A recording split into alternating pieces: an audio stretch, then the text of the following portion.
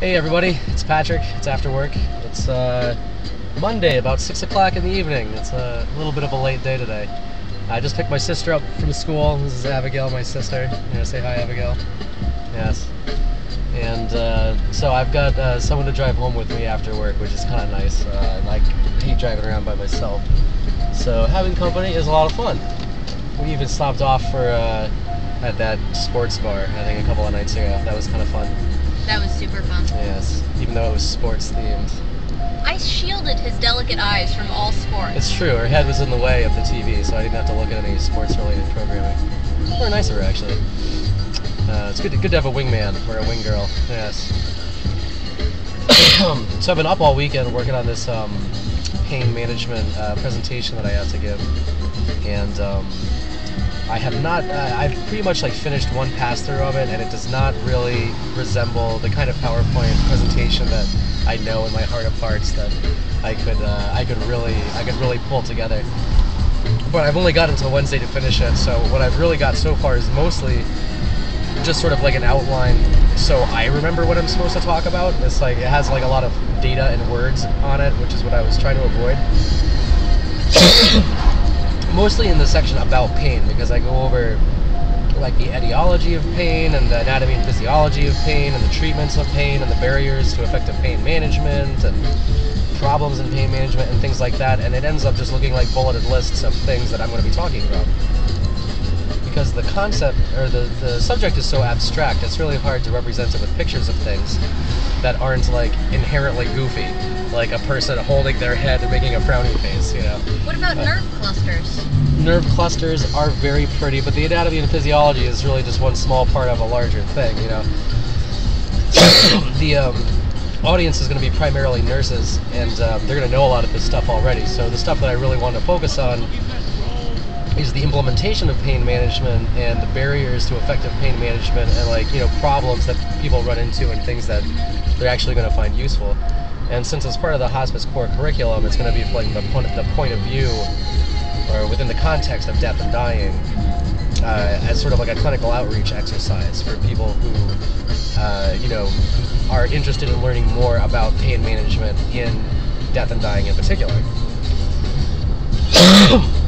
So as you might have noticed, I'm still a little bit sick. I missed work all last week because of one of my customary respiratory ailments that I always seem to get around this time of year. And I had a pretty obnoxious time at the walk-in clinic. I don't have benefits still. They start October 1st. I'm going to get health benefits.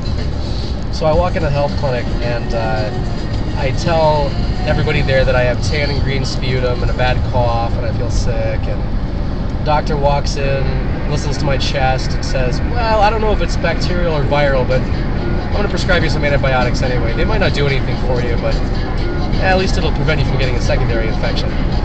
And for this, I pay $100, and then $14 for the amoxicillin, which I've forgotten to take today because I've been so busy. But I took the first 4 days, so I'll take a dose as soon as I get home. Oh yeah, but this pain thing, yeah. I got another 2 more days to work on it. So when I finished the part on pain, and I started the part on when I did the parts on dyspnea and nausea, then I did start to use more graphics and pictures. For the first slide for dyspnea, it's just it shows a picture of somebody in the orthopnic position, which, in case you've never seen it before, is a person sitting up in bed and sitting slightly forward, with a pillow under their arms, and sitting forward more than 90 degrees. And actually, telling people to put somebody in this position over the phone has been responsible for more relief from dyspnea, I think, in terms of on-call and fielding questions over the phone, than actually giving drugs for dyspnea has been. It's a really effective rescue treatment if people are having trouble breathing all of a sudden. Just sit them up that way. But of course, sitting up that way has one major drawback, which should be obvious to most of you listening who are nurses, but for the rest of you, it's that if you're sitting up like that, the pressure being exerted on the posterior of your body is greater than the pressure required to close your capillaries, which means you're at a greater risk for a bed sore. So how long can you stay in that position? I'm not sure exactly. I guess it depends. As much as I've heard of people documenting and measuring tissue tolerance, I've never actually seen that happen in practice. But I would just guess off the top of my head, I mean, depending on how weakened somebody was, that you probably shouldn't stay that way for more than an hour. Of course, a lot of people keep their head of the bed up all the time because of dyspnea in what's called Fowler's position, which is instead of sitting forward, it's like kind of sitting with your head elevated a little bit. And that also increases, your risk for bed sores on your back end. So people get all sorts of kind of like fancy mattresses, like alternating pressure mattresses and stuff like that. I've anecdotally heard of people having really bad luck with gel mattresses, specifically in people who are completely immobile. The specific case I'm thinking of is in somebody who had ALS. But yeah, most of my patients were people I'd never seen before, which is always fun.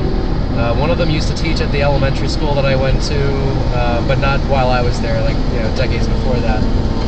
And one of the family caregivers, as a kid a little bit younger than me, when I was visiting, was very sick to his stomach and wasn't able to hold food down. And every time he walked in the room, he'd just start retching and running away. So I told him I'd bring him some ginger ale when I came back. I figured I'd be nice and like, oh, he's like staying and helping take care of his granddad. I'll bring him some ginger ale because he's sick to his stomach. I didn't get back there until 4 o'clock in the afternoon because of all the other like madness that was going on. And by the time I got there with the ginger ale, he'd already left and gone to work. So I guess it's the thought that counts. I got him some ginger ale at least. Did you leave it on the counter?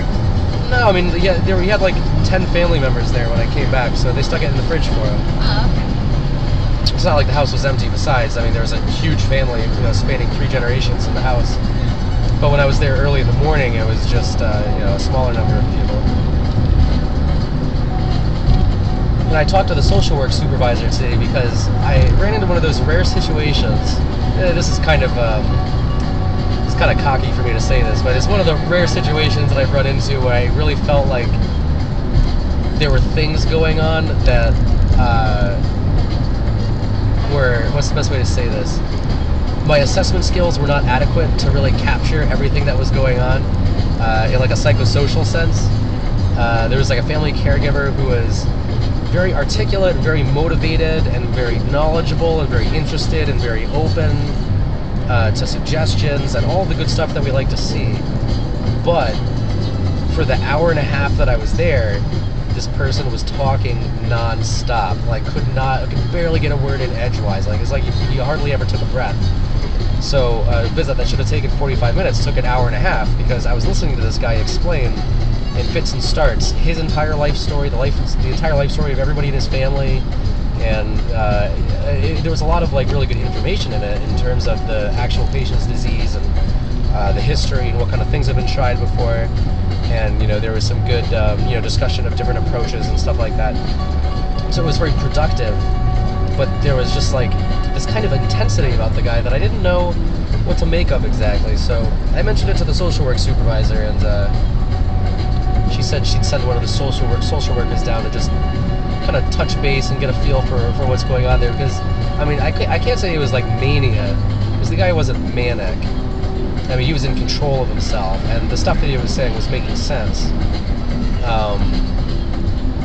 I just felt like there were some clues that were being given that I wasn't picking up on, but I could pick up on enough to know that there was something I wasn't picking up on.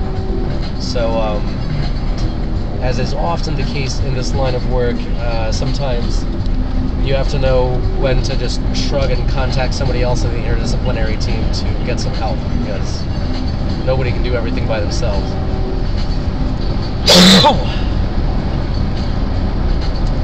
And then, I guess, which is one of the things about this kind of job, is that the one visit that went really smoothly and that everything was fine, there were no unmanaged symptoms, everything was adequate, everything was everything was right where it was supposed to be, was the patient who was physically doing the worst. He was dying, like he had all the signs and symptoms that he was going to die soon. But he was still talking and still drinking, and he wasn't in any pain, he wasn't suffering, the family was adjusting really well, and they were coping really well. and that was my shortest visit. It was, well, I mean, you know, it was 45 minutes. It's the length that they should all be. But the rest of them were like, you know, an hour and a half. I had to sit down with the human resources lady today, and we went over my health insurance and my 403b retirement plan and all this other BS, and it looks like that's actually a go. I got a signed letter from the executive director congratulating me on my full-time salary position. I'm like, woo, hooray! This works out to be it's like $1,800 every 2 weeks, and then more if I pick up more shifts besides my 4 days a week, which I'm sure I will. I invariably pick up more stuff. I just got an email just now, actually, asking me if I wanted to do an admission tomorrow, which would be great, because I just need that one admission, and I'll just do all the documentation, and I'll be done. That'll be good. Of course, I always say that, but then I get asked to do like 5 other visits in the meantime.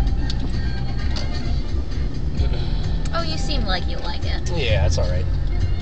So I got a really confusing message from one of my brother's friends the other day, asking, you know, it was like one of those Facebook group chat things, asking the group, when is Ryan's brother Ryan's my brother's name, when is Ryan's brother, meaning me, going to give us the details about the bachelor party? And I responded back like, bachelor party? I don't know anything about a bachelor party. And one of his friends sends me a private message explaining, well, you know, it's traditional for the man of honor to organize the bachelor party. And he told me that my brother enjoys casinos, but does not enjoy strippers. So not to include any strippers. Which, I mean, I guess I understand, but strippers are people too, you know? I mean, they love a good party as much as anybody. I mean, I could invite strippers, they don't have to strip, you know? I mean, they could just be people that I'm inviting, right? As long as they're good conversation. Exactly. I mean, you don't want to just exclude strippers out of course because of what they do for a living. I mean, you know, people have disagreed with me on this in the past, but, you know, they're just like regular people. Regular people with better coordination than me. Well, that's not hard. Shut up. So yeah, I gotta send my brother an email about that, because I'm genuinely mystified. Didn't I hear something about Ryan and Melissa having a Jack and Jill or something? Did I just make that up, or was I thinking of Alicia's wedding? I think you just made that up. I mean, okay. Melissa sent me some message about her having a bachelorette party. Oh, so she is having a bachelorette party. But I'm not the maid of honor, so I don't need to worry about that crap. Is man of honor an actual term? Does that really exist? No, I think the actual term is best man. Well, see, that's what I thought too. I don't really know anything about it. I think that there was a mediocre romantic comedy a couple years ago that utilized that. Maybe. So, I mean, how does one organize a bachelor party? I mean, I don't know who all the contacts. Well, I guess from the Facebook messages, I can figure out who all the other groomsmen are. So who's included? The groomsmen, the groom, and the best man? Is that who's included in the... I would think so. Bachelor party? And then any friendly strippers who would be good for conversation. Yeah, I guess so. I mean, maybe I can set it up as like a Facebook event and then hide it from Ryan or something, but here's the thing, I mean... But then how do you get him to come? I think you can just tell him. Yeah. But I mean, at that point, I mean, I don't know when he's free or when's a good time for him to have a bachelor party. Yeah, maybe just ask him about it. I mean, just because this friend of his expected you to organize the bachelor party doesn't mean that Ryan does. Well, you know, the way that this guy phrased it, which I thought was really, like, what's the word? Kind of snarky, was that this is just something that's traditional and everybody's expected to know this already. And that's not a reasonable expectation to have when you're dealing with somebody who cringes at the very thought of the word marriage. You know, this is like, you know, put my headphones on and shout la la la la la la la as loud as possible. Well, Ryan doesn't even know what the date of Christmas is, so yeah, expecting you to know how to throw a bachelor party. Right, yeah. Well, I mean, you know, just telling everybody to show up at the casino at a certain time sounds easy enough. Yeah, I mean, that would work. I mean, I guess, you know, we could get a VIP table at like Ultra 88 or something. I mean, that's a possibility. Is that Mom? Yeah, probably. Hello, Mother. I'm in Patrick's car. I am alive and well. Oh, well, Father is a fool, as always.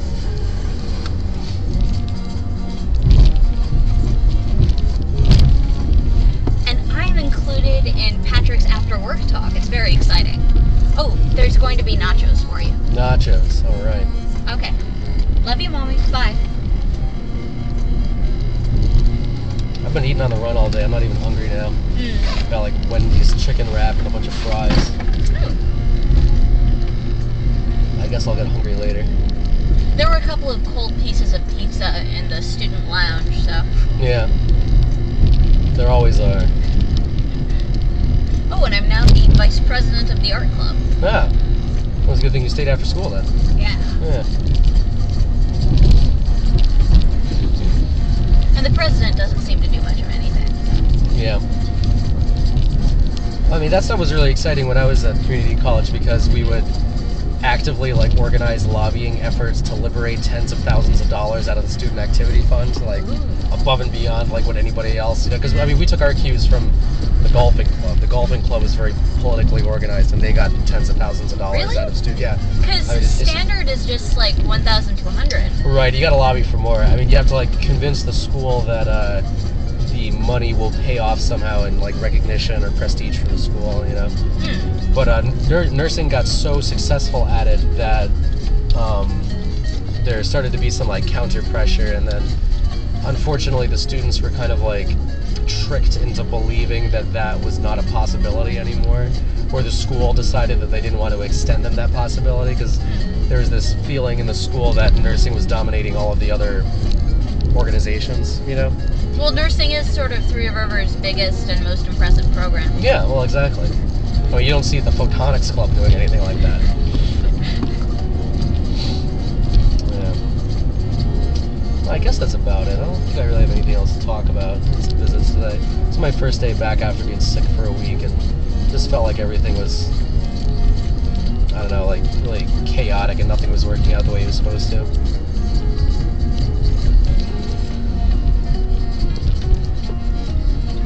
Still getting A's in my history assignments. That's such a waste of time.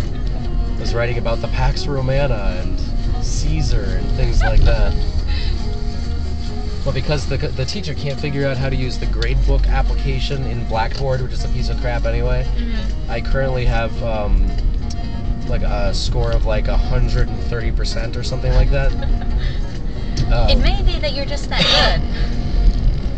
No, I can't figure out how it arrived at that number because I have lost a couple of points here or there for little niggling things, but you know, the midterm grade that she posted was an A, but it doesn't show how that, you know, how she arrived at that figure or anything.